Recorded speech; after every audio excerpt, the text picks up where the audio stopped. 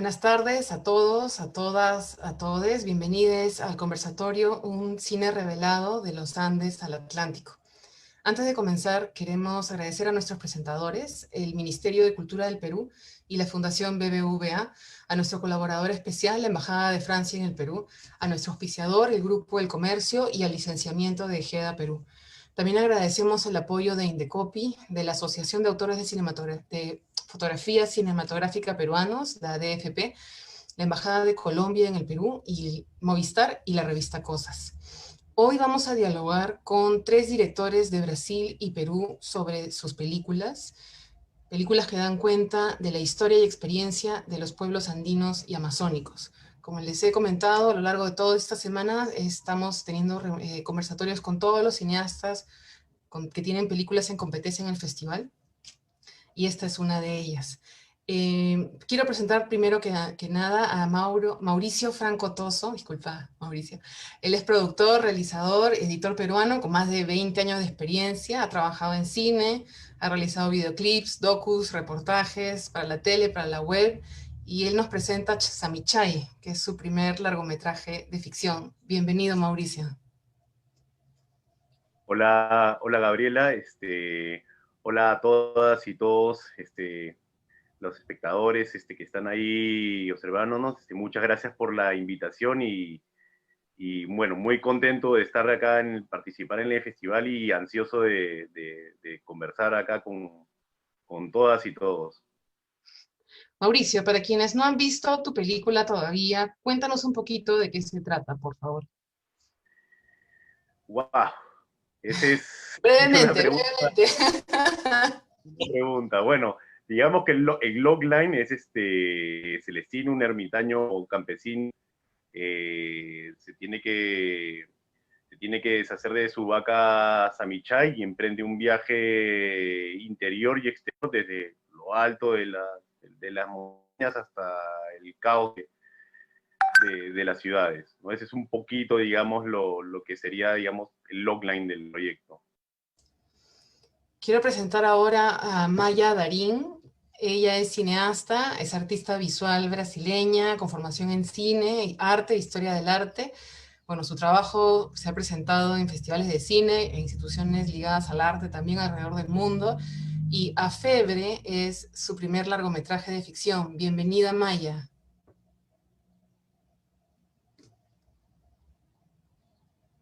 Creo que estás en mute. Muchas gracias, Gabriela, y al Festival de Lima. Es un gusto estar con ustedes todos y todas, debatiendo esta noche, hablando un poco sobre el cine que se pasa alrededor de los pueblos originarios de nuestro continente. Así que muchas gracias mismo y es un gusto.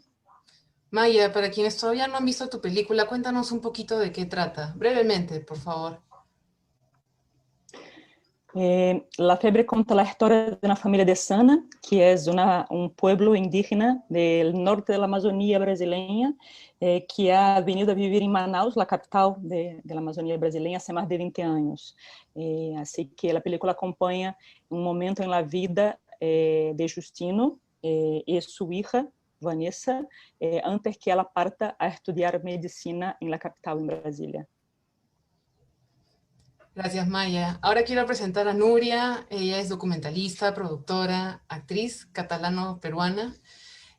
Bueno, ella ha participado en muchísimos proyectos audiovisuales vinculados a la memoria y a la identidad, que han sido galardonados en distintos festivales alrededor del mundo, y nos presenta El canto de las mariposas. Es su primer largometraje como directora. Bienvenida, Nuria. Gracias, Gaby, y gracias al festival por este evento y por la invitación en general. Para quienes no han visto tu peli, Nuria, cuéntanos un poquito de qué trata, así brevemente. Muy breve.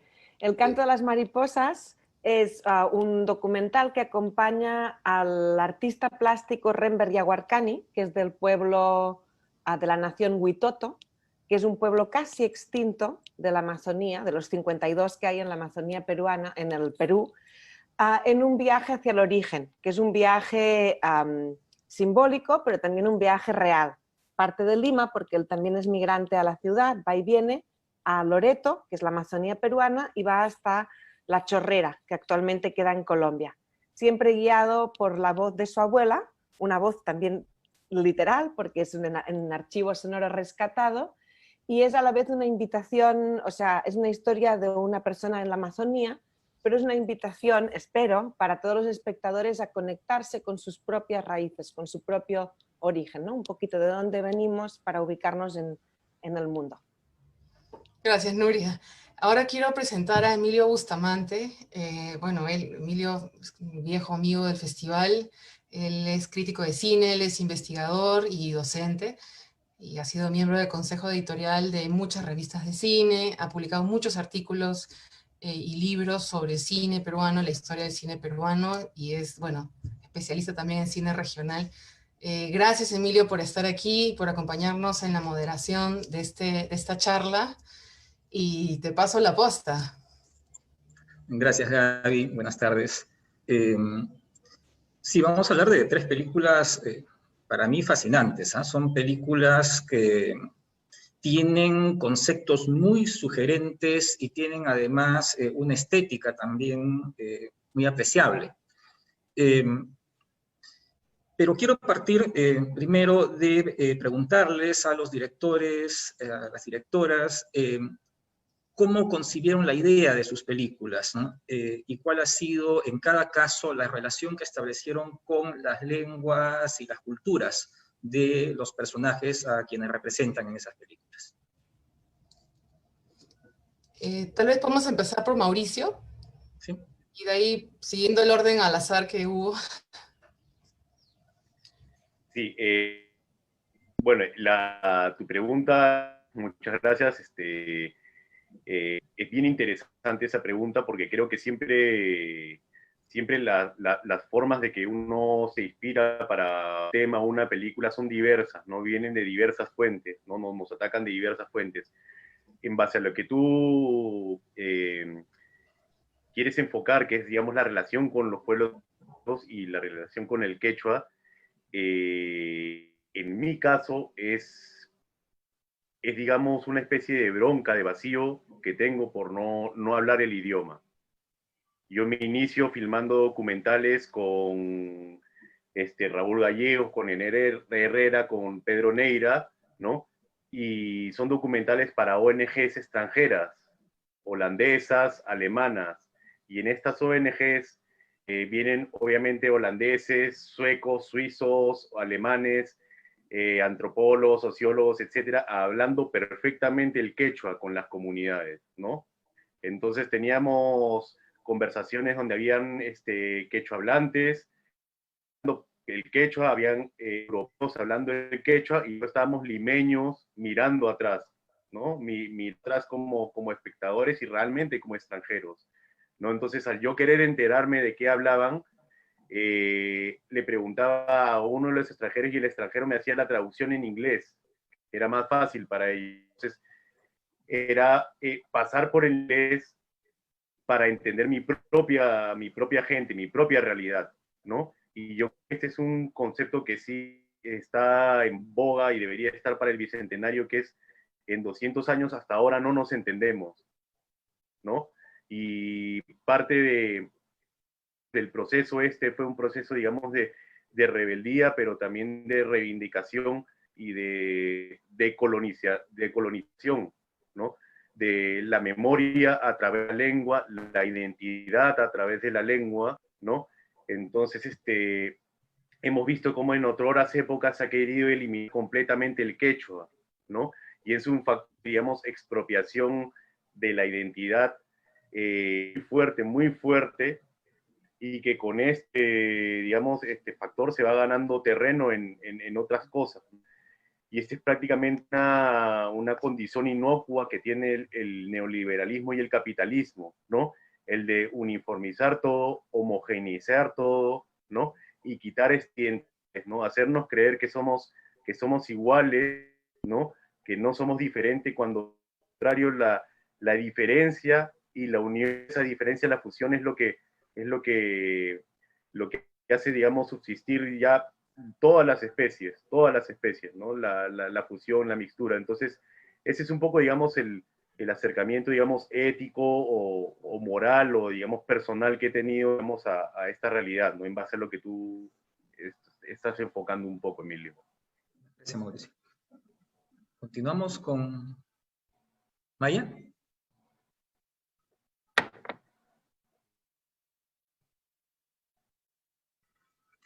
No sé si me escuchan. Sí. Creo que Maya se quedó, está como con su imagen. Tal vez podemos ir con Nuria. Exacto, con Nuria.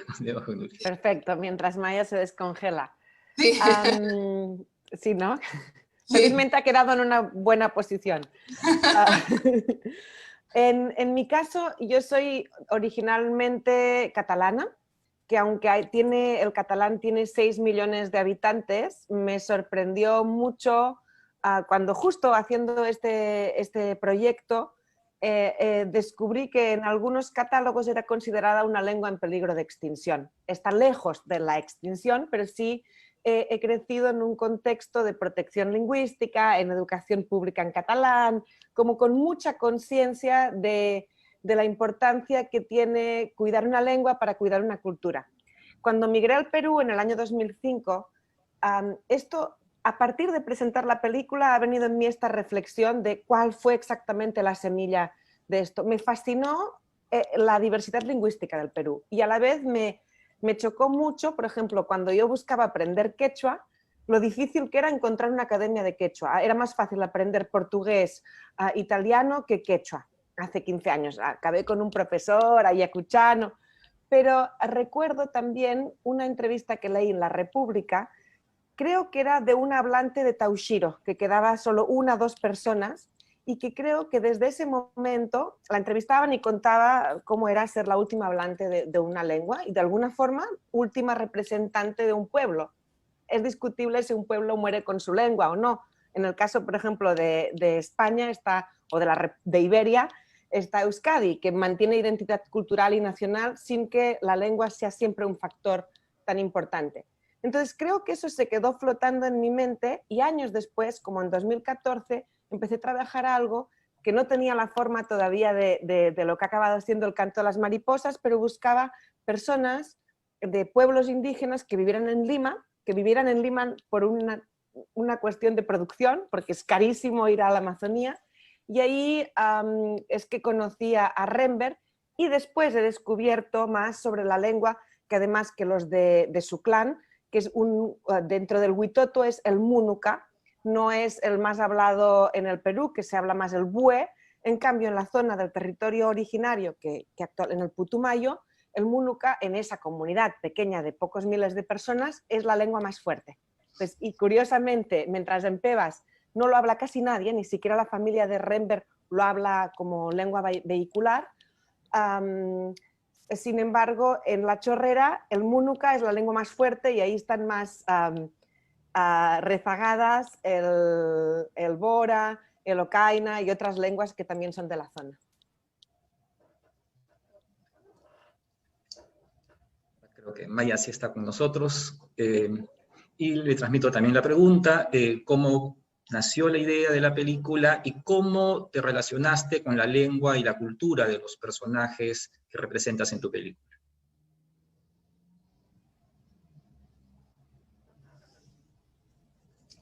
Maya, ¿nos escuchaste? Creo que no se escucha. Creo que no nos Emilio. escucha, ¿no? Está congelada de nuevo, ¿eh? Ay, pobrecita, no. ¿Ustedes me escuchan? Ahora sí. Ahora sí. Perdóname por las interrupciones de internet, perdóname de verdad. Pero voy a intentar seguir y ustedes me digan si pueden seguirme junto. La película, La Febre es una película que se ha originado, el primer deseo de hacer la película hace muchos años, ha sido en 2006, mientras yo realizaba otros 2 documentales en una región de la Amazonía más al sur. Y ahí he encontrado distintas familias indígenas, distintas familias autóctonas que habían dejado. Uy, creo que la perdimos, ¿no? Otra vez. Ay, qué pena. Bueno, nada, seguimos. Comenzamos con otras preguntas. Sí, yo creo que sí. Sí, una pregunta para Mauricio. En realidad las películas son muy interesantes en varios sentidos, ¿no? En la película de Nuria y en la película de Maya, los personajes de algún modo retornan, ¿no? Mientras que en la película de Mauricio el personaje sale, ¿no es cierto? En sus películas retornan a la cultura originaria para revitalizarse, ¿no? Ya sea, porque en ambos casos sienten un malestar existencial, ¿no? En el caso de la película de Maya es muy claro, el personaje tiene una fiebre inexplicable, ¿no? Vive en una frontera, ¿no? Entre dos culturas, ¿no? Y siente un malestar, ¿no? Que se manifiesta también somáticamente. Y en la película de Nuria, el personaje sufre una crisis creativa, ¿no es cierto? Hay un vacío creativo, ¿no? Y en ambos casos van a tener que regresar como para curarse o revitalizarse. En el caso de Mauricio, en cambio, el personaje siente un malestar en su cultura, ¿no? Porque todo parece que muere, parece que todo está muerto y que es necesario dejarlo atrás, ¿no? Porque es estéril, ¿no? La tierra, porque es estéril la vaca, porque muere la madre, porque muere la esposa, ¿no? Todo parece un ambiente de muerte, parece un gigantesco cementerio que obliga al personaje a salir con mucho dolor, ¿no? de su cultura. Uno siempre queda preguntándose por cuál es el futuro de estas culturas, ¿no? Para Mauricio parecería, no sé si es así, por favor, corrígeme, que casi no hay remedio, ¿no? Que hay que dejar atrás la cultura para poder sobrevivir, que hay que dejar atrás el pasado para poder sobrevivir. Y en el caso de Nuria parecería, ¿no? Que hay que regresar continuamente para mantener viva la cultura, ¿no? Y poder nutrirse, ¿no? de ella, ¿no? Y seguir viviendo. Parecerían dos opciones distintas. Probablemente me equivoco, y Mauricio seguramente me va a aclarar. Sí, es que tienes razón también, ¿no? Porque me refiero, todo es un poco también entremezclado, ¿no? Yo estaba haciendo una reflexión la otra vez y buscando similitudes en estas tres películas, ¿no? Cantas Mariposas, Samichay y Afebre, ¿no? Entonces, noté que, digamos, Samichay es el pasado, ¿no? Afebre es el presente, ¿no? Y el canto de las mariposas es el futuro, ¿no? Es decir, los que están en un pueblo originario o en un pueblo o en una ciudad terminarán yendo a otro polo económico, sea en el campo o en la ciudad, digamos, más activo, ¿no? Y que a su vez después de un tiempo tendrán que regresar a sus raíces, ¿no? Regresar para no perdernos, ¿no? Entonces, sí creo que en el caso de mi película es más el ambiente de una especie de éxodo, ¿no? Ante una realidad, digamos, inevitable. No voy a hablar del abandono del Estado porque eso ya está muy hablado, pero sí, digamos, de las oportunidades reales que existen en estos sitios, ¿no? Es decir, si uno de padre de familia campesino quiere escolarizar a sus hijos, como era el caso de los campesinos de la zona, tenían que alquilar un cuarto, una habitación en el pueblo más cercano para que estudien ahí los hijos. De lo contrario, no iban al colegio, ¿no? Y en algunos sitios sigue habiendo esto de que las niñas no estudian, ¿no? Solo los varones, ¿no? Entonces ya tenemos, ya digamos, cosas que estamos arrastrando más de 100 años o 200 años, las seguimos viendo y que se reflejan al final en las oportunidades que están. Entonces, ¿qué te digo? Nosotros estábamos cocinando con los primeros días con cebo de llama, grasa de alpaca, ¿no? Se puede cocinar, es un sabor bien fuerte, no es un sabor muy rico, tiñe toda la comida de ese sabor, ¿no? Y las hijas de los personajes simplemente preferían el aceite vegetal. Y esto puede parecer una tontería, ¿no? Puede parecer una tontería, pero si realmente no te gusta el cebo de alpaca y es lo que hay en tu zona, vas a ir a otra zona donde entres lo otro, ¿no? ¿Por qué? Porque ya has probado, ¿no es cierto? Entonces, si en tu pueblo solo se escucha guayno o algo, vas a ir a la discoteca o vas a buscar donde se escuche reggaetón, como era el caso de la hija de Santiago, ¿no? Entonces, en ese sentido, sí creo que se está construyendo una especie de anacronismo en las zonas rurales, ¿no? que las zonas rurales no están siendo, no sé si la palabra correcta es modernizadas o adecuadas para la vida contemporánea. Por ejemplo, un campesino que no tiene ni agua ni luz y de pronto llega a traer luz eléctrica a su poblado, esa luz eléctrica llega con un recibo de luz, ¿no es cierto? Entonces ya genera necesidades y ya genera, digamos, problemas, ¿no? Porque luego, ¿dónde se paga ese recibo de luz? ¿No es cierto? Entonces ya comienza a ver, digamos, los centros poblados o toda esta, digamos, organigrama de la vida urbana que se comienza, digamos, a devorar una vida que no ha sido adecuada, ¿no? Los campesinos no son pobres de por sí, ¿no? Uno puede comparar un campesino en Turquía, ¿no? Que tienen iPhone, tienen toda la tecnología, tienen educación secundaria y mucha educación profesional, ¿no?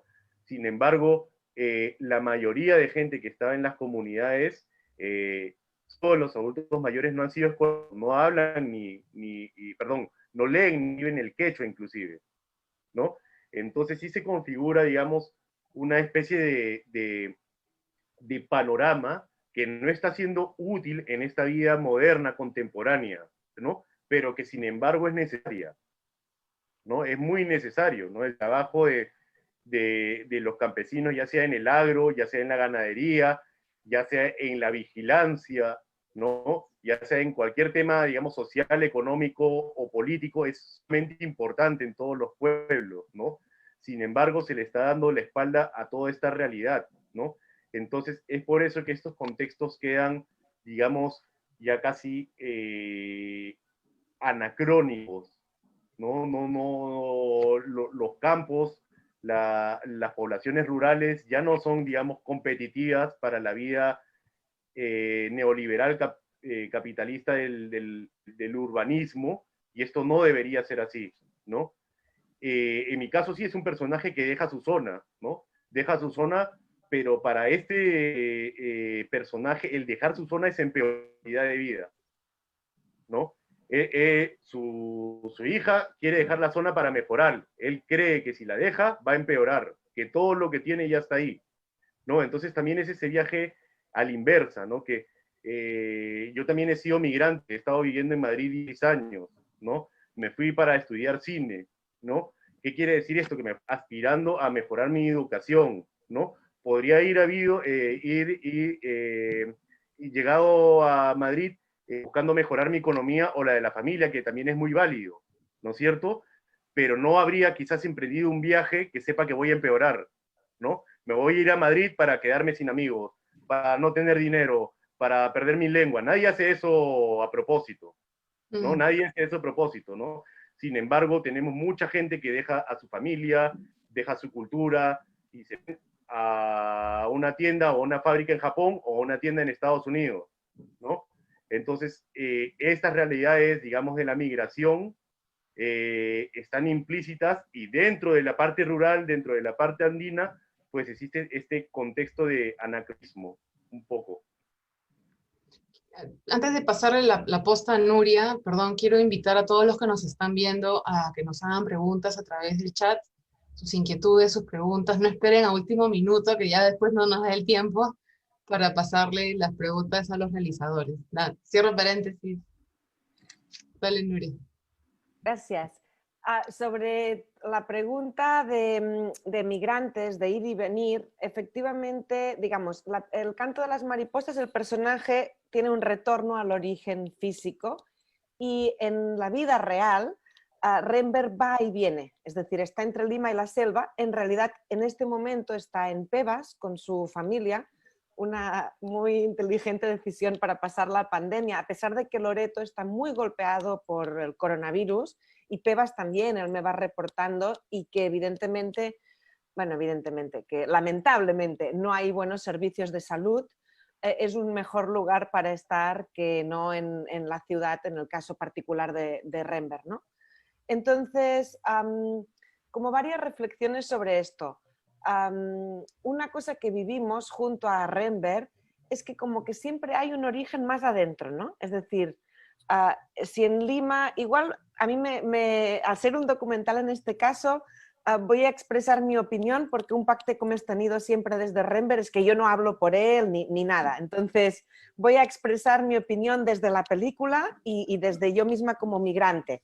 Pero es algo y que me parece súper válido y necesario y que he estado reivindicando en estos días también, el que ha tenido algunas entrevistas y en la pandemia que he tenido vocería, que es que sobre la situación de los indígenas hablan los indígenas. No quisiera como pecar de hablar por él. Entonces, siempre hay como un más adentro, ¿no? Si en Lima él es un indígena amazónico, en Pebas es un indígena, pero no deja de ser una comunidad medianamente rural, urbanizada, a pesar de que es muy chiquita. Cuando nos fuimos a La Chorrera es más adentro y ahí había ahí llaman caciques, ¿no? El cacique de los huitotos, pero es que ahí encima nos fuimos más adentro, hay la escena donde los rebautizan, que eso era muy impactante y ahí el mismo Rembert era de alguna forma juzgado y se le preguntaba, juzgado no en un mal sentido, ¿no? Pero ¿quién eres? Demuéstranos que eres de los nuestros. Entonces es como que siempre hay un origen más profundo y esto es algo como también bien interesante sobre quién es migrante, cuando ya sales de una cultura, cuándo perteneces, cuándo no, si mantienes la lengua, si no, si es solo de origen, por ejemplo, de la línea de la abuela paterna. Eso te hace, todos estos debates que existen en cualquier cultura que tienen que ver con la pertenencia. Y nada, sobre lo que comentabas, Mauricio, es cierto, en mi posición personal, más política sobre esto, yo creo que sí, efectivamente es delicado, pero que el verdadero desarrollo, en un sentido de desarrollo humano, debería permitir, ni desde una mirada romántica, qué lindo vivir por ejemplo, en Pebas, que es hermoso, pero claro, si no tienes buenos servicios de salud y de educación, no es tanta la libertad que tienes, ¿no? Entonces lo ideal sería que sucediera en el Perú y en nuestros países de la región, que las zonas rurales te permitieran poder tener una vida digna realmente, para que sea realmente una opción de cada persona si decide quedarse, ir, venir, y que no sea una condena a una cierta pobreza, ¿no? Una pobreza en el sentido no solo económico, porque no sé si son los iPhones los que te dan el desarrollo, o el hecho de que puedas tener la vida que deseas tener y que puedas ser pintor y, por ejemplo, comercializar tu obra y estudiar y a la vez ir a la chacra, que esto es algo muy bello de la parte de Santiago y Nereida y que es algo muy interesante de su vida como artistas amazónicos, indígenas, que es que ellos pintan, pero ellos también para comer pescan, cazan y van a la chacra. Ellos prácticamente no van a comprar. Están como un poquito, tienen una economía realmente muy de subsistencia, a pesar de que Rembert navega muy bien entre los dos mundos, entre el mundo indígena y el mundo occidental, por así decirlo, y por supuesto que es un vínculo también en las transacciones comerciales y en el sistema económico. Él está muy bien movido en esos dos mundos. Pero claro, Santiago y Nereida realmente van a la chacra, pescan y después hacen sus creaciones, y si no fuera por el vínculo de Rembert con la ciudad, por ahí sería más difícil recibir ingresos económicos para resolver las cosas como, por ejemplo, la educación de sus nietos, que ellos están bastante a cargo, o de las cosas que es cash o nada. Gracias, Nuria. Le paso la pregunta a Maya sobre el destino cultural de sus personajes, ¿no? ¿Cuál va a ser el destino del protagonista, ¿no? Y cuál va a ser el destino de su hija, que parecen destinos opuestos, ¿no? Uno está retornando, ¿no? Y la hija más bien está yendo hacia Brasilia, parece que se integraría a la cultura occidental, mientras que él trata de aliviar su malestar, ¿no? Retornando. Ese sería su destino, sería el último de su generación, ¿no? Y más bien el futuro, ¿no? Sería la integración a la cultura occidental, como parece que ocurrirá con su hija, con Vanessa. Eu espero que não, não. E eu digo, bueno, há a película, não? E há também lo que está fora de ella. Espero que não lo veo de esta maneira. Me parece que aí lo que temos são 2 generações de uma mesma família, la generación de Justino, es el papá que se fue a vivir en Manaus en un momento también, porque estas migraciones son provocadas por una serie de motivos distintos, ¿no? Normalmente muchas veces también por una dificultad muy grande de se mantener en el interior, como ustedes estaban comentando, ¿no? Y los dos motivos que llevan más gente a migrar a las ciudades más grandes en Brasil son salud y educación. Y eso me parece me parece decir mucho, porque de alguna manera está mismo antes de la cuestión económica. O sea, hay una cuestión que es la posibilidad de encontrar una dignidad y la comprensión de que en un mundo, ¿no? En una sociedad, cuando se está viviendo en contacto tan cercano con una sociedad que se impone de una manera como la sociedad occidental se impone sobre todas las nuestras culturas, ¿no? Que son muchas en América Latina, que no es occidental, por más occidentalizados que estemos todos nosotros, ¿no? Así que la posibilidad de tener acceso a educación y la posibilidad de poder afrontar este mundo da un espacio para se hacer escuchar, de se poder hablar, de poder mirar en los ojos, de tener su dignidad, pasa mucho por la educación y me parece que es de verdad algo que para las nuevas generaciones que ya pueden hacer ese movimiento, porque antes no era una cuestión de opción, era muy difícil, ¿no? Así que en la generación del papá de Vanessa, por ejemplo, son personas que han entrado en esta región de los de Sana, que viven en el Alto Río Negro. Ellos han estudiado en los internatos salesianos, así que de los misionarios salesianos que han entrado en esta región, con todo el movimiento que nosotros ya conocemos de los misionarios, ¿no? O sea, de destrucción total de las culturas originales, diabolización de sus costumbres, de sus rituales, sacar a los niños de sus familias para que puedan estudiar en internatos colectivos, donde habían más de un grupo, más de una sociedad, de un pueblo, muchas veces que hablaban, la mayor parte de las veces hablaban lenguas distintas, así sus lenguas han empezado a dejar de ser habladas poco a poco, así como el portugués se ha originado que una otra lengua, y volviendo un poco a la pregunta que no he podido responder, una otra lengua se tornara la lengua franca de esta región, que es el tucano. Así que, por ejemplo, en el caso de La Febre, tenemos un personaje que es de Sana y que habla tucano, porque muchos de los de Sana hoy en día hablan tucano, así como Regis, que es el actor de la película, habla tucano y no habla más de Sana, mesmo si su papá hablaba de Sano. Así que todo eso habla de un proceso histórico muy, muy largo. Creo que no es largo de poder hablar sobre esas cosas también, porque estamos acá hablando sobre 500 años, escuchando todos ustedes, es muy claro cuán complexos son todas esas cuestiones, ¿no? Mismo cuando hablamos a la cuestión del acceso a la salud y a la educación, hay también la comprensión de qué salud y qué educación y cómo un modelo de salud y educación occidental se sobrepone a otros modelos de educación y de salud que quizás pueden ser mucho más inteligentes en el sentido de cómo construir formas colectivas interespecíficas de lidar con nuestro mundo y con nuestro planeta, porque parece que las soluciones que los occidentales han creado no se están mostrando muy benéficas y muy promisoras, ¿no? Nos estamos acabando con nosotros, así que estas otras epistemologías que no tienen ningún espacio en estos sistemas de educación, estas otras concepciones de cuerpo, de salud, de doença, ¿cómo se dice en español? Doença, enfermedad. De lo que es la enfermedad, y que la enfermedad está de facto ligada a un conjunto de interrelaciones interespecíficas y también con seres que no estamos aquí, ¿no? Con seres, o sea, con vidas materiales y también con elementos no materiales, y cómo puede haber espacio para que esas otras concepciones del mundo sigan pudiendo existir tanto en el interior como en la ciudad.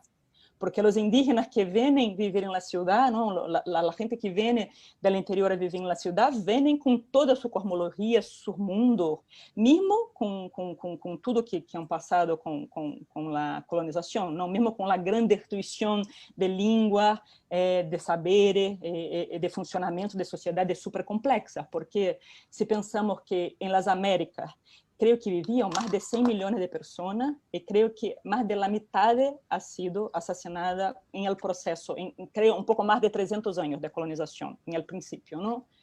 Entonces imaginamos los mundos que se han terminado, que se han exterminado, ¿no? Y algo de estos mundos sigue subsistiendo, sigue subsistindo tanto nas cidades quanto em el interior. Assim, me parece que quando Justino vem viver em Manaus, há muita coisa que ele traz consigo, pero como Núria disse, há muitos extractos de isso. Assim, para a gente que se quedou no interior de sua família, há distintas formas de se relacionar com a pessoa que ha ido e ha partido, com as pessoas que han hecho a opção de haberse quedado no interior. Coisas se ganham, coisas se perdem. É o processo complexo de todas as sociedades, não? Que estamos todos nós outros em transformação muito contínua, não? É impossível, nenhuma sociedade pode se parar em el tempo, isso não existe. Assim que creio que tanto no caso de Vanessa, quando vai estudar medicina em uma cidade como Brasília, está carregando muita coisa, e a opção de estudar medicina em la concepção ocidental de medicina é também uma opção de criar um intercâmbio, uma possibilidade de dar condições também para os suyos, como para o Justino a opção de se quedar em Manaus, e o que se vai passar depois com sua vida, que não sabemos todavia, porque para que os que assistiram não chegamos todavia ao fim da película, creio que também não é um movimento final, simbólico nesse sentido, compreende? Porque uno pode ir e pode volver, e os indígenas estão sempre indo e volvendo do interior, com muita frequência, vão e volvem, e imagino que em el documental de Núria, este processo também, não? Que tu contas de tu personagem, que é o artista que volve, que vem, é muito comum que a gente vá, se passa 6 meses, volve, visite, assim como nós outros. Bueno, creio que as coisas não são tão estanques, só para dizer que sei que quando ponemos uma película é como as coisas significam muito mais que em los movimentos cotidianos da vida, não? Pero quizás nos haga bem mirar as películas com um pouco mais de abertura, a que las cosas no sean tan estanques. Gracias, María. En realidad hay muchos puntos de coincidencia entre la película de Maya y la película de Núria. No solo lo había mencionado, ¿no? El malestar de los personajes, la necesidad de retorno, en fin.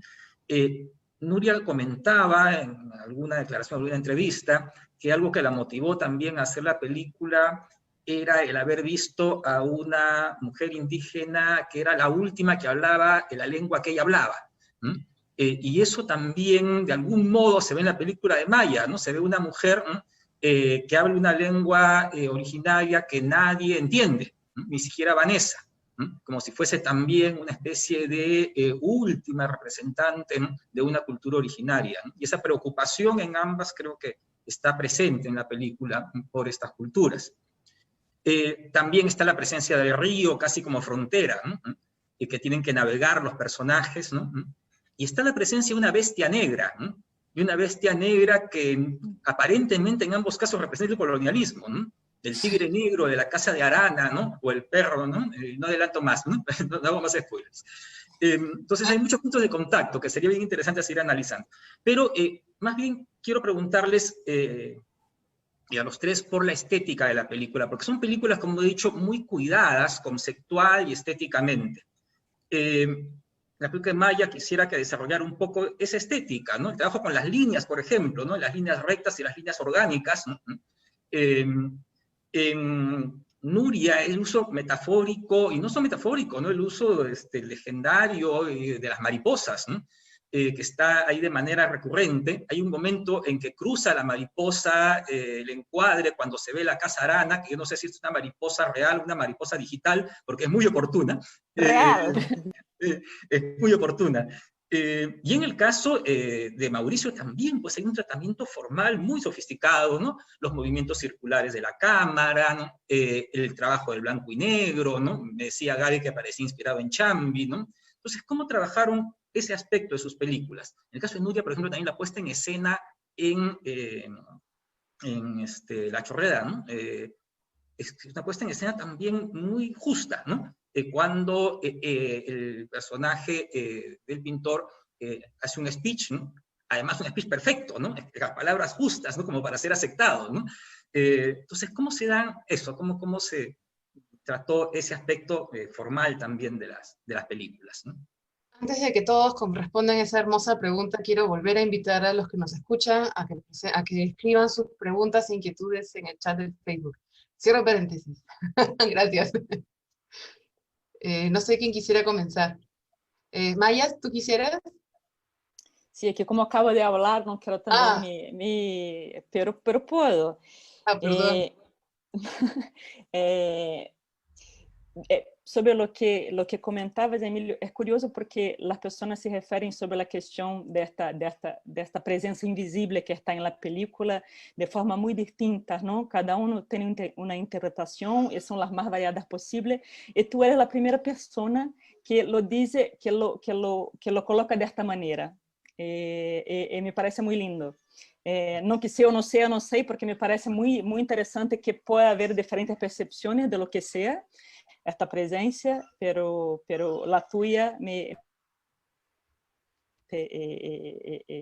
hace gusto que lo haya visto de esta manera. Así que sobre el tratamiento formal, es una película que ha sido, como estaba contando al inicio, la internet se cayó, pero ha sido desarrollado durante algunos años. He empezado en 2012, hemos filmado en 2018, y durante este tiempo me fui muchas veces a Manaus, y me quedé mucho tiempo allá. Normalmente, quando elijo um sítio para filmar, me vou e me quedo vivendo aí por alguns meses, volto à casa, volto novamente.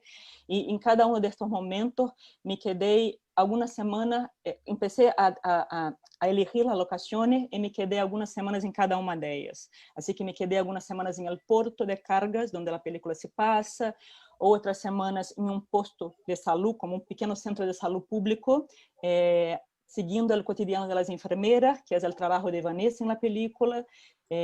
Visitei a distintas comunidades indígenas e aí tinha uma pequena câmera, me quedei muito tempo sem abri-la, sem começar a filmar, e depois comecei um pouco a fazer uma investigação desses espaços com a câmera e descobrir as imagens da película. Assim que ha sido um processo muito orgânico, porque ha venido junto também com os encontros que he tenido e com as conversações que he tenido com as pessoas que estavam nesses sítios. E ha sido muito isso que ha ditado las escojas, las elecciones formales que he hecho. Así que en el puerto es un ambiente todo cuadrado, hecho de containers que se sobreponen uno a los otros, que me parece que habla mucho de la forma como seccionamos la vida, ¿no? en nuestra cultura, en esta cultura que no es mucho nuestra, occidental. Nosotros creemos que somos occidentales, pero los europeos creemos que no somos, así que creo que no somos mucho. Entonces, pero esta de observar el mundo y también de comprender el mundo como una superficie material para ser interpretada, ¿no? No como vida, pero como algo que está ahí a ser explotado y a ser interpretado y comprendido, ¿no? Como una grande superficie material. Y me parece que el puerto habla mucho de eso, porque finalmente no sabemos exactamente lo que está dentro de estos contenedores, ¿no? Hay algo que va y que viene y que hace parte también de este flujo global de mercancía, del capitalismo mismo, que se pasa ahí y que también tiene su forma, en la forma como el puerto de carga se organiza, con sus jerarquías, con sus torres de contenedores, etc. Al mismo tiempo, hay todo el ambiente de la floresta que circunda Manaus, que es esa ciudad que ha sido, ¿no?, incrustada en el medio de la floresta, donde hay ese grande polo industrial y esta zona franca. Y me interesaba mucho siempre la relación entre los ambientes y las interconexiones entre los los distintos ambientes. Así que hay también un trabajo de sonido. Para mí el sonido es muy importante, es algo que empiezo a pensar y a trabajar mientras estoy escribiendo el guión. Y creo que las relaciones entre estos dos ambientes están especialmente en el sonido, en la película. Así que hemos trabajado en algunos timbres que están están presentes tanto en las máquinas del puerto industrial, cuanto también el mismo timbre en los insectos nocturnos que están en la floresta. Así que intentamos trabajar en el diseño de sonido de una manera en que a veces estamos en un espacio sonoro donde estamos entre mundos, o no sabemos exactamente dónde nos ubicáramos. Y esta pérdida de referencia era algo que el personaje Justino está viviendo, ¿no? Es un personaje entre mundos, es un personaje que está en un proceso, como muchas de las personas ¿no? que migran ou que vão viver em outros sítios e que lidam especialmente com os processos não ligados aos imigrantes e os processos de poder que nossa sociedade impõe, de não pertencimento, não? De não acolhimento. Assim que, de alguma maneira, ha sido en el sonido donde he encontrado una forma de traer el mundo interior de este personaje, de traer un poco lo que se pasa adentro de él, de la forma como nosotros, yo y los actores.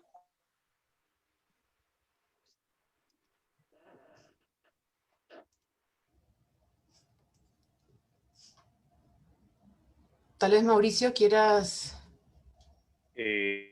Sí. comentar. Bueno, la estética, si bien yo escribo, o sea, yo ideo la película color, ¿no? Al año comienzo a trabajar el blanco y negro. Tenía la necesidad de cerrarme en la postal idílica que está en los Andes, donde tú pones la cámara, haya la hora de que sea, cualquier hora que sea, captas un paisaje hermoso, ¿no? Y eso era justamente lo que me molestaba, lo que no queríamos mostrar, ¿no? Porque queríamos mostrar que estas son zonas realmente agrestas biológicamente, ¿no? O sea, falta agua, hay frío, hay humedad, resequedad, falta oxígeno, mosquitos, enfermedades, una serie de cosas que queríamos realmente mostrar en la película. Y el color nos jugaba un factor muy contrario a la dialéctica que queríamos presentar. Entonces, a partir de ahí comenzamos a trabajar en un concepto junto con Hugo Carmona, que es el director de fotografía de Cusco, y con Sergio García Locatelli, que es el productor de la película. Comenzamos a trabajar los tres un concepto que blanco y negro, que fue la ausencia del color, ¿no? Más que trabajar un blanco y negro fue trabajar la ausencia del color, cómo se ve la vida cuando uno le quita el color a cosas, ¿no? Por ejemplo, cómo se ve una planta que alrededor del barro comienzan a fusionarse las formas, las texturas, ¿no? Por ejemplo, una papaya en blanco y negro es una cosa insípida que no tiene sabor, ¿no? No llama a la vista. Entonces esas cosas sí comenzamos a jugar con el blanco y negro, ¿no? Y para esto estudiamos muchísimo, efectivamente, toda la técnica y la fotografía del maestro Martín Chambi, ¿no? Nos basamos mucho en todo lo que es su iconografía. Ya posteriormente David Rocher, colorista, con Hugo Carmona y junto conmigo hemos hecho un trabajo de la imagen, acercándonos a través de Martín Chambi, ¿no? Con texturas de placas, la relación entre los blancos, los negros, la paleta de grises, toda es parte técnica, digamos, ¿no? Igualmente, digamos, el sonido, perdón, el aspect ratio, el 2:35, un cuadro bien amplio, nos ayudaba pues a enmarcar, digamos, que es un cuadro del western, ¿no? Nos ayudaba a tener a la naturaleza como un personaje más, ¿no? Que era lo que yo siempre tenía claro, ¿no? La naturaleza es un personaje dentro de la película que actúa, que influye, ¿no? Que interactúa con los demás, ¿no? Y en ese sentido también el sonido trabajado por Ángel Romero en el rodaje, luego Tomás Ristau y finalmente Guillermo Palacios Pareja de Perfo Estudio en todo el diseño de sonoro, ¿no? Trabajamos esta ambientación donde yo decía, yo quiero que el cerro llore, quiero que el viento ruja, ¿no? Quiero que el agua te hable. Entonces, trabajando todas estas sonoridades, ¿no? no nos dedicamos tanto en, digamos, en hacer cosas, sino más bien registrar sensaciones. Entonces, en ese aspecto, digamos que toda esta parte estética, ¿no? De la que he hablado ahorita, que es, digamos, algo más técnico, ¿no? El blanco y negro, el sonido, todo eso está sustentado en una parte, digamos, ética o ontológica, por decirle así, ¿no? Que es, nosotros hemos partido desde el documental, ¿no? Desde la antropología audiovisual, desde la etnografía cinematográfica, llámese como quieras, es una película, ¿no? Pero hemos partido de estos conceptos para cruzarnos con la cosmovisión andina, ¿no? Entonces nosotros habíamos hablado de que mientras el personaje esté más alto, más cerca al Hanan Pacha, al mundo de arriba, digamos, la cámara, el tempo, la temporalidad, ¿no? Iba a tener un estilo, una sensación, una duración, y mientras más va bajando el personaje hacia el Uncupacha, que es hacia el llano de la ciudad, la cámara va teniendo otro tratamiento, vamos utilizando otro tipo de lentes, otro tipo de encuadres, priorizando otro tipo de movimientos, ¿no? ¿Y por qué hablo de la antropología y la etnografía, ¿no? Porque nosotros hemos hecho una reflexión muy profunda desde dónde poníamos la cámara, ¿no? No ha habido ningún plano de cámara que hayamos puesto la mente porque pensábamos que era bonito o que era feo o nada, ¿no? Sino teníamos muy en cuenta con qué lente captábamos qué escena para no caer en esto justamente de Brasil que sigue vigente, de Glauber Rocha, ¿no? De la estética del hambre, pornomiseria, todos estos conceptos, pues, que el exotismo, ¿no? Teniendo muy claro de dónde venimos, ¿no? Yo siendo, digamos, hablando sincero, un director blanco, limeño, con educación profesional, viviendo en Europa, que voy a venir con una cámara a filmar a la gente en su casa como si fueran mis objetos de estudio, creo que eso no resulta, ¿no? Entonces, toda la estética, en realidad, parte de estas disertaciones éticas, ¿no? De dónde poner, mezcladas justamente con las necesidades estéticas y con las necesidades narrativas, ¿no? Pero sí está muy presente la parte estética y la temporalidad, y en ese sentido, una cosa que hablábamos con Hugo Carmona era del tiempo del mundo, ¿no? Nosotros nos basamos en una especie de presente continuo, donde queríamos que sucediera el pasado, el presente y el futuro en el mismo momento, ¿no? Todo en el mismo momento, donde no haya esa diferencia entre el hoy, el ahora y el ayer, ¿no? Y mientras el personaje va llegando, digamos, a la ciudad, se va haciendo más duro, menos mágico, menos real, ¿no? Y es en base a eso que está, digamos, basada la estética de la película, ¿no? Un poco por ahí es donde salen, digamos, los paneos de 360 grados para explorar esta especie de temporalidad, de preguntas y respuestas dentro del mismo momento, de explorar esta especie de lenguaje no verbal, no audiovisual, que es un lenguaje sensorial, ¿no? De que quedan, de completar la película a raíz del sonido, ¿no? Hablamos unas cosas muy interesantes del sonido, ¿no? Como sonidos continuos que cruzan las escenas. Entonces, todo esto es lo que llega a configurar, digamos, la estética de la película, que es más una parte, digamos, ética que una parte estética, ¿no? El resultado, estamos muy contentos porque de verdad, pues, nos gusta mucho y ha quedado también algo muy estético, pero partimos de ahí, ¿no? Hemos partido de ahí firmemente desde esta posición. Supongo que me toca. Dale, Nuria. Hay como cosas en las que al igual que coincido con ambos colegas, igual que en el caso de Mauricio, que decía que no querían, pero con un objetivo un poco diferente, que no querían retratar los Andes como con su belleza. Una de las pocas cosas claras que teníamos desde el inicio fue que en particular la Amazonía es tan exuberante, tan sobrecogedora su belleza, y sabíamos que nuestra película en general era chiquita, de cámara, es decir, en algún momento nos preguntábamos, ¿usamos o no un dron? Y decidimos que no, para mantener esa sobriedad que tiene toda la película en su forma pequeña de contarse también con el lenguaje visual. Pero aparte de esa coincidencia, en mi caso, y supongo que también al ser una ópera prima en dirección, no tuve en absoluto una propuesta estética clara desde el primer momento. Y se fue cocinando en el camino. De hecho, empecé a editar en la mitad del rodaje y volví, y en los últimos rodajes sí ya tenían mucho más clara la propuesta, y ahí coincido con Maya en que fue a partir de lo que íbamos descubriendo en el camino que se iban generando la propuesta más formal.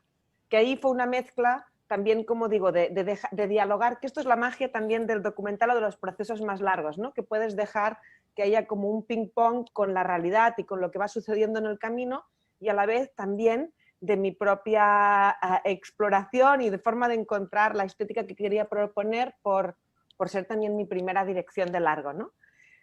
En el caso y todas estas cosas que iban surgiendo con los personajes o con lo que aparecía, por ejemplo, lo de las mariposas, surgió en el primer rodaje en la selva en 2016, de la escena que está en la película en que Santiago le cuenta, son sus nietos en verdad, pero hay un trato como de hijos, en que les cuenta esa historia de los espíritus de las personas quemadas que se vuelven mariposas, y eso me quedó grabado, y de ese mismo rodaje solo captamos una polilla en un momento.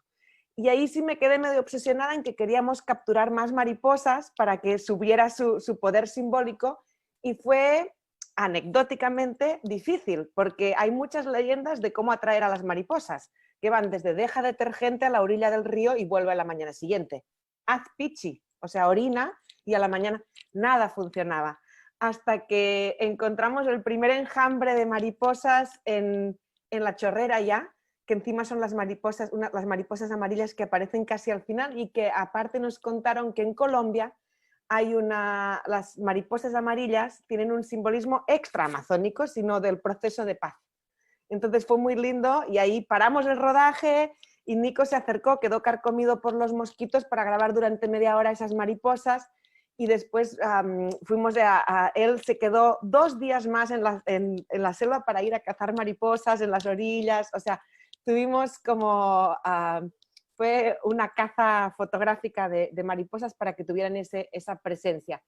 Después lo de la evocación, sí estuvo todo el tiempo un objetivo, todo el tiempo a partir de que descubrimos esto en la mitad de la edición, de que la película tenía un espíritu evocativo de ese pasado, de esos fantasmas, y que esta evocación venía en sonido y en fotografía de archivo. Entonces está la voz de Marta, que son de varias fuentes, alguna es de la familia Yaguarcani, otra ha cedido a Fernando Valdivia, el documentalista peruano, otra una documentalista argentina que se llama Roberta Sánchez. Entonces de ese refrito se ha construido la voz de Marta, que muchas veces es cantada, y los archivos fotográficos de 2 fuentes, ¿no? Del famoso álbum de la Comisión Consular, que fue en verdad como publicidad o relación pública de la Casa Arana, de la empresa de Julio César Arana, porque esas fotos que representan de una forma tan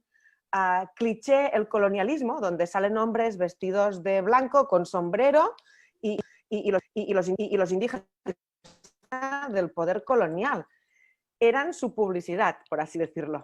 Entonces esto es sorprendente, y hay una foto de Roger Casement, que es cuando salen las máscaras, 3 personas bailando en máscaras, y era algo que me dio mucha satisfacción. Yo dije, nadie se va a enterar cuando vea la película, pero me gusta que esté el ojo de este hombre que participó de una forma tan activa también en la denuncia de esos casos, y en un momento feliz, porque otras veces el archivo aparece de una forma un poco más perturbadora.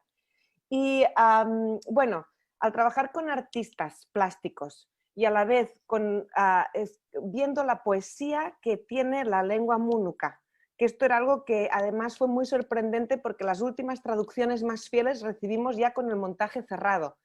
Que teníamos cosas aproximadas, pero con Nicolé, la editora, cortábamos a veces un poco sintiendo que ahí terminaba la frase, y tuvo que pasar un proceso de corrección. el corte final, la traducción final, resultó más poética de lo que pretendíamos en la película, que estas son sorpresas que nos íbamos encontrando, y en particular, Emilio, tú has mencionado la puesta en escena de la chorrera, de esa especie, nosotros lo llamamos el bautizo. Hay escenas en la película que son más a la caza, de los primeros rodajes, de seguimiento, que son más espontáneas, y otras que son más puestas en escena. Esa en particular, obviamente hay un pacto, es decir, nos esperaban en esa comunidad, o sea, se había como preproducido para que sucediera. No es algo como que lo seguíamos con la cámara, pero cuando se grabó en una sola toma. Y cuando terminamos, Nico, el camarógrafo, el fotógrafo, que es buenísimo, y yo teníamos la sensación de fracaso. No fue hasta que regresamos a Lima que procesamos el material y nos dimos cuenta que era maravilloso cuando lo vimos aquí con el productor, con la editora. Porque todo fue como una ola que nos revolcó. Llegamos, Rembert se presentó. En verdad, en algunos momentos parece que hay dos cámaras, pero hay una sola cámara. Ahí todo pasó, sucedió, no sabíamos qué se decían. Rembert sí habló muy bonito, pero nos quedamos, me acuerdo que estábamos sentados, la ceremonia siguió y Nico y yo decíamos, wow, qué loco y qué pena que no lo hemos podido grabar mejor. Incluso al final intentaron uno de los sonidos que aparece recurrentemente. Ellos empezaron se fue el sonidista Juanma a buscar algunos sonidos de estos tan bellos de la Amazonía de noche, porque ya estaba atardeciendo, se alejó y empezaron con unos cantos muy bonitos y Juanma no estaba porque se había ido a grabar y acabamos grabándolos con un celular y se me ocurrió, quizás inoportunamente, pedirles si podían repetirlos para regrabar y me dijeron que no. Que lo que habían hecho era cerrar el viaje de retorno de Rembert como una especie de rezo y que eso no se repetía, que no era algo que se ponía en escena. Entonces, esa escena en particular, a pesar de que evidentemente está pactado que íbamos a grabar y lo habíamos conversado antes, fue una de las más así, a una sola oportunidad, en esa hora graben y pase lo que pase. Y ahí está también la maestría de Nico en la cámara y la elocuencia de Rembert para hablar, que es un gran orador. Gracias, Nuria. Gaby, creo que pasamos a las preguntas del público. Sí, bueno, yo quería hacer un comentario chiquitito cuando yo vi las imágenes de la chorrera, y acá lo siento, pero me ganó en mi corazón documentalista. Fue como, en realidad es algo que es parte de la memoria histórica del Perú, es parte de la memoria, o sea, que trasciende a la Amazonía, es parte tal vez de la historia de la humanidad, ¿no? Es como el sitio que debería ser un espacio cuidado, no sé, preservado, puesto en valor y enseñado, y todos deberíamos pasar alguna vez a visitarlo, ¿no? Debería ser parte de un viaje que como sociedad hagamos, con tanto como tantos lugares que se han vuelto sitios de memoria, ¿no? O que deberían volverse, ¿no?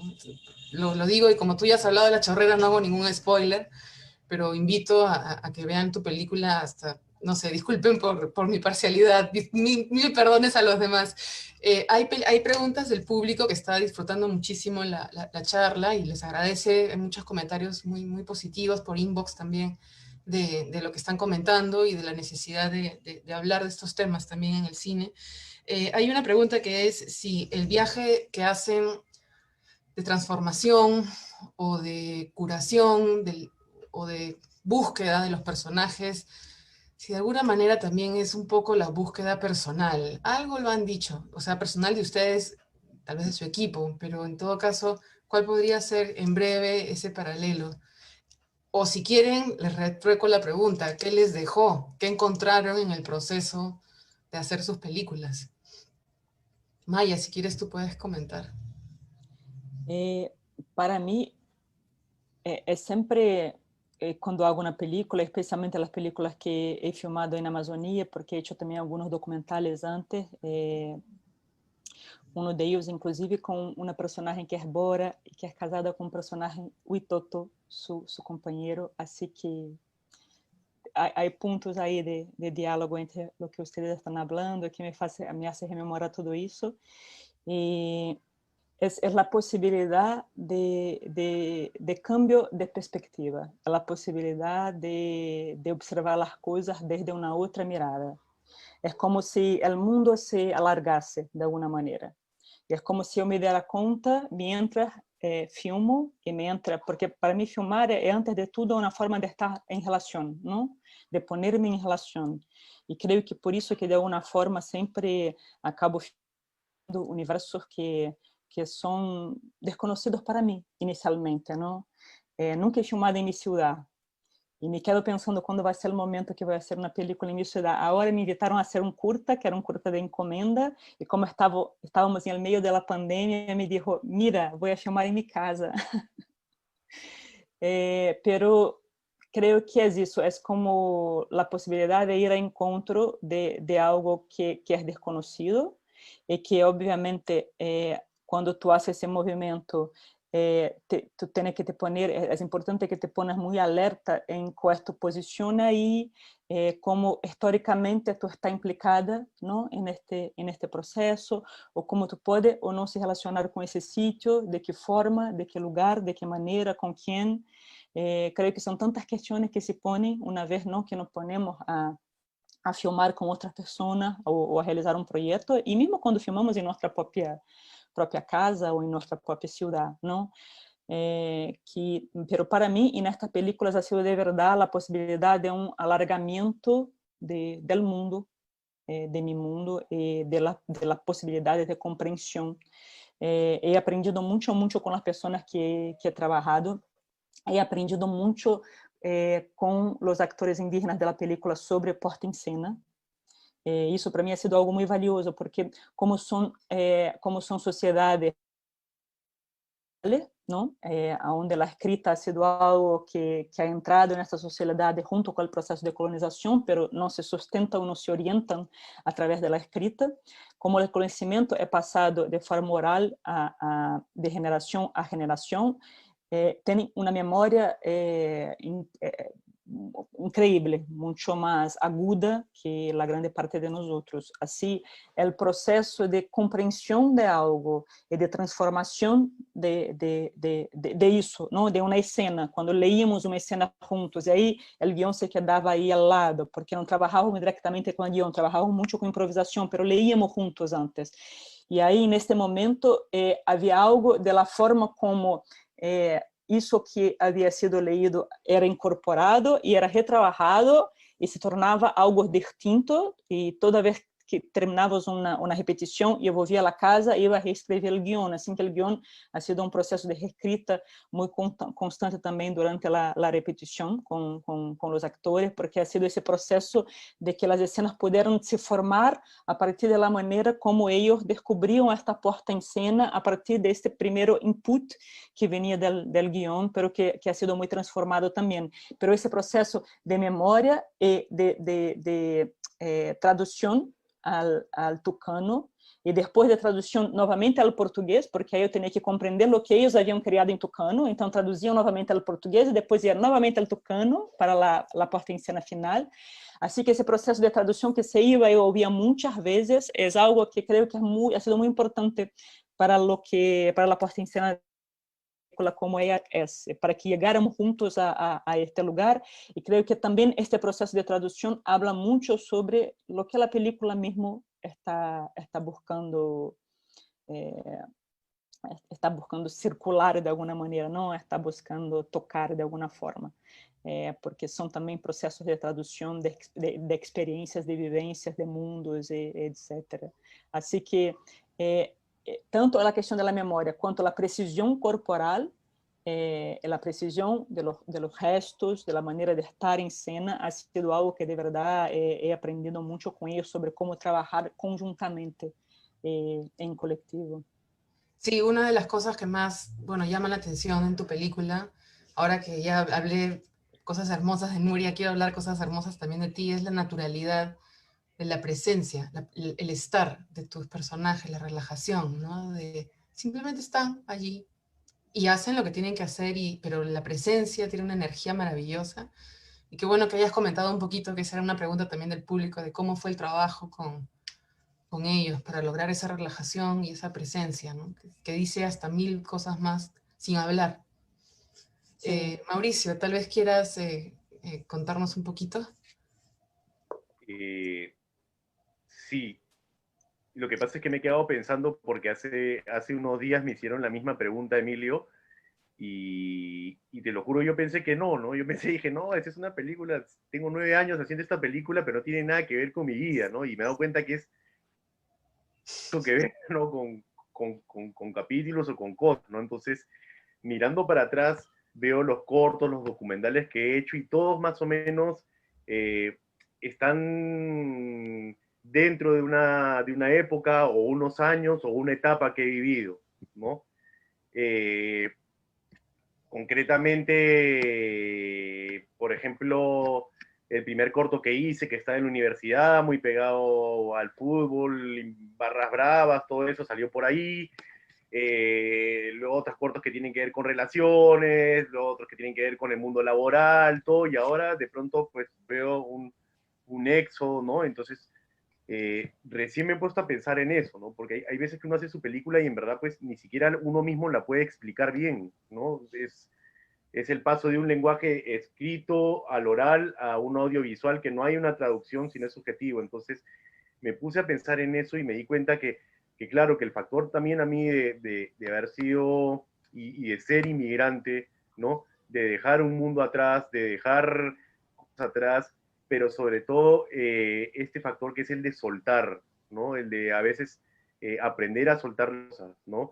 Que uno a veces quiere conservar cosas y no se da cuenta que hacen daño o que son lo que traban, ¿no? Entonces, todos esos constructos son los que hay que soltar, ¿no? Entonces,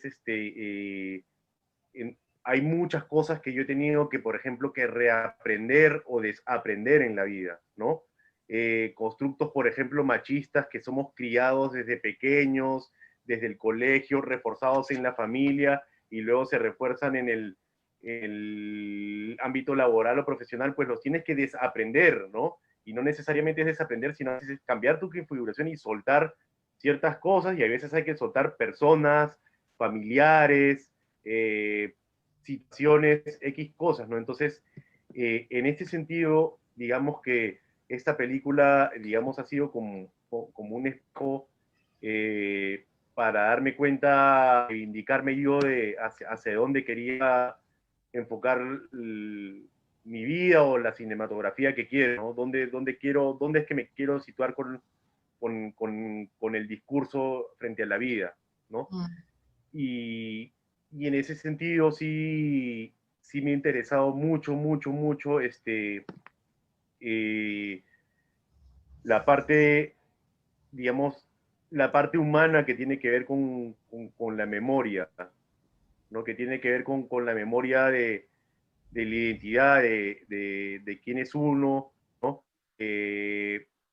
Lo que contaba Nuria también de la memoria oral, ¿no? Cómo se va transmitiendo la memoria oral. Entonces, todo eso porque el hecho de vivir también mucho tiempo, quizás Nuria o Maya también tengan una idea también de esto, a uno lo cambia, ¿no? Lo trastoca. Entonces también uno a veces pierde cosas buenas y gana cosas malas, ¿no? O sea, es un choque de esto, ¿no? Entonces, en ese sentido creo que a mí la película me ha dejado muchas enseñanzas, no tantas enseñanzas cinematográficas o técnicas, sino enseñanzas humanas, ¿no? Sobre todo porque me he tenido que reafirmar frente a situaciones, ¿no? O sea, gente criticando que por qué haces una película en quechua haciendo de la ciudad, ¿no? Lo cual me parece realmente algo plano, ¿no? Para criticar, pero uno tiene que reafirmarse porque también es válido el punto de vista del otro, pese a que uno no esté de acuerdo. Entonces,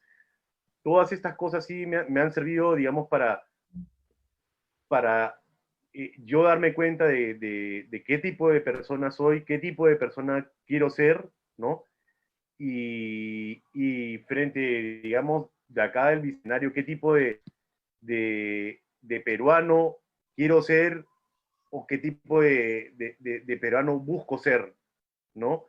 Quiero dejar también un poco de lado el hecho de la nacionalidad, ¿no? Porque no estoy haciendo esta diferenciación hablando de concepto, patria, Estado, nación o nacionalismo. No hablo de peruanos simplemente porque estamos en una situación que de cara al bicentenario que deberíamos, después de 200 años, definir nuestra identidad, ¿no? Entonces, En ese sentido, digamos que toda esta película a mí sí me ha dejado, digamos, una propuesta bien clara como espejo, ¿no? Para ver, no cuál es mi papel, sino cuál es el papel que yo quiero tomar en esta posición, ¿no? Digamos, en este momento, ¿no? Es un poco así mi reflexión sobre si la película pues cambia a uno o no lo cambia, ¿no? Y yo creo que sí, que efectivamente uno cambia y cambia bastante, ¿no? Y que si no cambia una película, es mejor dedicarse a otra cosa, ¿no? Porque eso no es una película viva, ¿no? Uno tiene, y no estoy hablando de que las películas tengan que ser de autor o documental, algo. O sea, tranquilamente este ejemplo se puede dar con una película absolutamente de entretenimiento y comercial, ¿no? Las películas comerciales no son malas, los guiones son malos, no son bobos. Entonces, hay un cine de entretenimiento y un cine, por decirlo, art house, de actor, ¿no? Uno tiene que reafirmarse en estas cosas también, ¿no? De qué es o hacia dónde quiere ir, ¿no? Sobre todo que ahora nosotros, digamos, estamos en pañales, ¿no? Frente a una cinematografía quizá brasilera o como el resto del planeta, ¿no? Donde ahorita mismo no tenemos una formación, digamos, histórica, ¿no? Me preguntaban cuál es la diferencia hace un tiempo, ¿no? Entre el cine, digamos, internacional y el peruano. Entonces, yo hice una analogía en plan, dije, mientras que el cine europeo es una señora sentada en la puerta de una librería tomando su café, el cine peruano y el cine latinoamericano es una niña, es un niño aprendiendo a montar bicicleta con rueditas, ¿no? Entonces, sí, prontamente, dentro de poco, aprenderemos a montar la bicicleta sin rueditas, ¿no? Pero necesitamos una bicicleta mejor, ¿no? Para no el peso. Entonces, todo esto es parte no solo de un marco de cultura y aparte del Estado, sino es un crecimiento también de los propios cineastas, teóricos, críticos, periodistas, programadores, todo esto que debe crecer conjunto, ¿no? Entonces, el cine peruano no va a crecer si no crece los teóricos, si no crecen los críticos, los programadores. Es todo en conjunto, ¿no? Es imposible de que crezca el cine peruano si no crece todo en conjunto, ¿no? Ya que importa si nos peleamos, nos amistamos, nos tomamos cervezas luego, pero tiene que ser un proceso en conjunto y es ahí donde esta reflexión de todo el proceso de la película es la que me ha dejado a mí, ¿no? Gracias, Mauricio. Chévere. Nuria, cuéntanos, como para ya ir terminando. Sí, como tres cositas en relación al vínculo entre el personaje y el proceso que él ha vivido y el mío personal. En primer lugar, en lo personal, para mí ha sido una oportunidad poder rodar esta película, una oportunidad que agradezco mucho de la parte más curiosa, extra cinematográfica, de poder conocer lugares, personas, y tengo muchas ganas de que pase la pandemia y poder ir a Pebas a presentar la película, porque la ha visto la familia, pero en una compu no hemos podido hacer una presentación y poder volver a vernos y a estar en esas tierras que me fascinan en muchos sentidos, incluyendo la naturaleza, pero también el poder compartir con personas que si no fuera con esta excusa no nos hubiéramos podido cruzar, y esto en lo personal es un tesoro maravilloso, ¿no?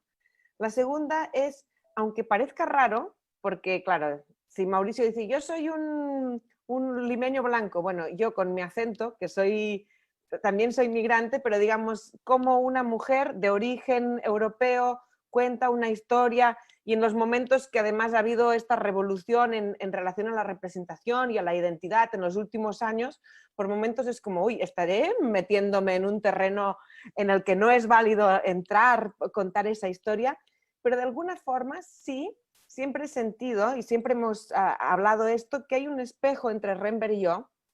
En primer lugar, los dos somos migrantes. Los dos, digamos, nuestras familias, digamos, en mi caso también, mi padre, mi madre, mi hermano, mi cuñada, mis dos sobrinos y mis abuelos maternos viven en la casa donde yo nací, en un pueblo en los Pirineos. Entonces también es como que compartimos este hecho de que nuestro origen es en un lugar físico muy concreto donde se mantiene nuestra familia. esto creo que nos da una relación más o menos parecida con el de dónde venimos. Y después también que, al igual que Rembert, que estos orígenes, aunque por ejemplo aquí, como hablábamos antes de que uno siempre es en relación a los demás, ¿no? Aquí soy europea, pero por ejemplo cuando estudiaba en Barcelona yo era de pueblo. Entonces ese origen, por algún momento mi propio acento en catalán y todo me podía avergonzar en algún momento. Esto hace años de años que tengo superado y que considero que es el valor que crea la identidad propia, igual que ha hecho Rembert. Lo mismo que cuando llegó a Lima lo podían discriminar y lo han discriminado a la hora de entrar, por ejemplo, a un bar, por indígena, así de simple y brutal la discriminación. Ahora él ha logrado que esa identidad también pueda ser una identidad bandera y de una forma absolutamente legítima aprovecharla también, es decir, desde esta identidad crea su arte y crea su propuesta y desde esa identidad habla. Y quería terminar solo con una relación medio, no sé si suena esotérico, pero a mí me pasó cuando también este ha sido mi primer proceso creativo más largo y más intenso, hacer una película. Tantos años hubo también, como han comentado Maya, muchas reescrituras de guión, siempre tenía guión, lo único que se iba reescribiendo, y en un momento, claro, la sinopsis era: Rembert es un artista que está estancado en su arte y que busca transmitir la palabra de su abuela, pero está estancado en su arte. Y me acuerdo que yo en ese momento, en 2017, también estaba como estancada, la película no acababa de encontrar el financiamiento que le faltaba, no acababa de encontrar la historia, hasta que un día, así como casi en una escena medio cinematográfica, me paré y cambié la sinopsis. Dije, Rembert, estancado, pero sí, viaja al origen, se conecta y logra, o sea, y ahí empecé también a desatascarme. Eso también sucede en esta especie de, para mí ha tenido momentos medio febriles el proceso creativo, como en que tratas de resolver la historia, cómo se va a contar, que ahora mirando para atrás todo parece fácil y como era evidente, era el único guión posible, pero en algún momento hay estancamientos y ahí también sentí esa especie de alter ego en el personaje, que no sé si es algo quizás inevitable, ¿no? A la hora de trabajar tanto con alguien que investigas un montón para contar su historia, a la vez estás contándola desde tu mirada. Hay un proceso medio mágico, diría, en esos procesos creativos. Emilio, no sé si tú quieres hacer una reflexión final como para cerrar, si te provoca, como ya para despedirnos. Sí, bueno, no simplemente recomendar que vean las películas. Una aclaración, sí, Mauricio mencionó la estética del hambre de Glauber Rocha y la pornomiseria. Ahora son cosas diferentes, prácticamente casi opuestas, ¿no? La estética del hambre planteaba una crítica al colonialismo, la dependencia y una estética alternativa a la estética hollywoodense, mientras que la pornomiseria pues es el exhibicionismo de la pobreza con fines subalternos, ¿no? Y que fue criticada en una famosa película de Mayolo y Ospina que se llama Errando Pueblo. Son cosas distintas. Y por lo demás, no simplemente invitar a los asistentes al festival que vean esas 3 valiosas películas y que sigan comentándolas y que sigamos discutiéndolas próximamente. Gracias. Sí, si hay algo, yo sí tengo una pequeña reflexión para los que llegaron tarde, ¿no? A la transmisión. Y es que además que viene ya como, vamos, varias charlas en la semana, me viene como ya la reflexión de todo el proceso de escuchar a cineastas latinoamericanos y sus reflexiones sobre su propio trabajo y el de sus colegas. Y es en este caso el enorme potencial que tiene el cine para repensarse como práctica y como matriz cultural, como parte de una matriz cultural que tiene un origen colonial, ¿no? Y de convertirse en una mirada que es estética, pero también ética, y poner a veces la ética por encima de la estética, lo cual es ya, por fin, eso parece algo muy, muy, muy necesario, genuino y urgente, pero a la vez es una mirada histórica, porque como dijeron durante la charla, no estamos hablando de ahora, estamos hablando de 300 años, de 500 años, estamos hablando de un proceso muy doloroso, de muchos de siglos de dolor y de imposición cultural, pero también es la posibilidad de que el cine explore pertenencias y amplíe nuestra percepción del mundo. Por eso quizás el origen del título que yo le puse a la charla de un cine revelado es esta realidad que nos revela nuevas formas de ampliar la mirada, de comprender el universo, de cambiar la perspectiva, como dijeron, y de tal vez empezar a comunicarnos, ¿no? De verdad, que es algo que nos falta mucho. Quiero agradecer a Nuria, a Mauricio, a Maya, a Emilio, por estar esta tarde con nosotros, por compartir sus reflexiones y su agudeza y su visión. De verdad, muchísimas gracias. Gracias a Nada, todos. Gracias a ti, gracias a ustedes. Muchas gracias.